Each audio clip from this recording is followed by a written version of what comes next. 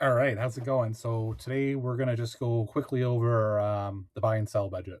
Okay, so lots of people they're looking to sell their home and buy a new one. They either want to upgrade their home, they want to downsize their home, and a lot of people they get confused about the numbers and the process, right? So what we do is we create these custom budgets for every client that just really helps to simplify the process, help everyone understand what they can afford, and I'm going to show you how it's done. So if you're ready, let's go. So first, we're going to start off with how much money are we going to have left after we sell our house? That's the most important thing, right? That really determines what we can actually do.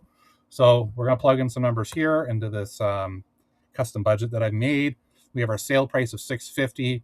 Now we're going to start subtracting some line items, right? We're going to minus our legal fees.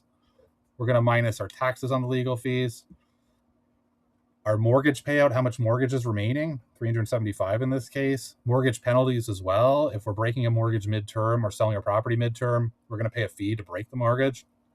Real estate commissions as well come out of that sale price. In this scenario, the person's going to be left with 231K, right? So then we're going to go over to the left side and we're going to kind of determine how much. In this case, we're going to upsize the property. They're going to go for a home that's 850, and we're going to see if they can afford that home or not, right? So over here, we're doing 30-year amortization, 3.6% interest rate, 3,700 in property taxes. Properties located in Ontario specifically, not located in Toronto. Okay. So anyway, going to buy the home for 850. We're going to put 20% down. That's going to be a down payment of 170.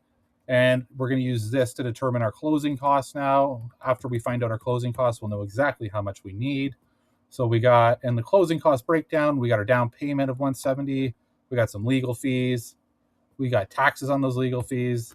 We're going to maybe have to pay an appraisal depending on the type of property we buy.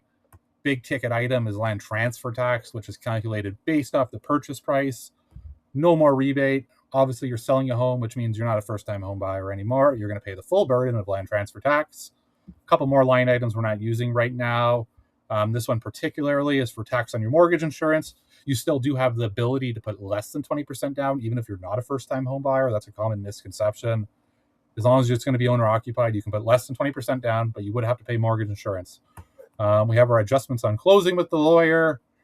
And so that brings our total closing costs on this property to $186,000, right? So after we sold our property, we sold it. We had $231,000 left. Closing costs on the new one, $186,000. That's going to leave us with $44,000 left over in the bank when we're done.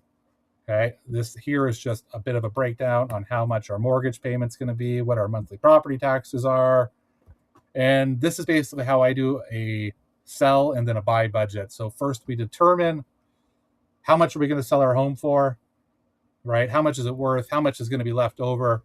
And then we can take those figures and we can start to play around over here and find out what type of property we can really afford. And we can do all this before you even make any decision, right? Like say if you're just thinking about selling your home, well, contact me. What I can do is make one of these custom scenarios for you, go over it, and see how we go from there. Anyway, that's it for my buy and sell budget. Don't forget to like the video and share it with anyone else that you know who wants to sell and buy.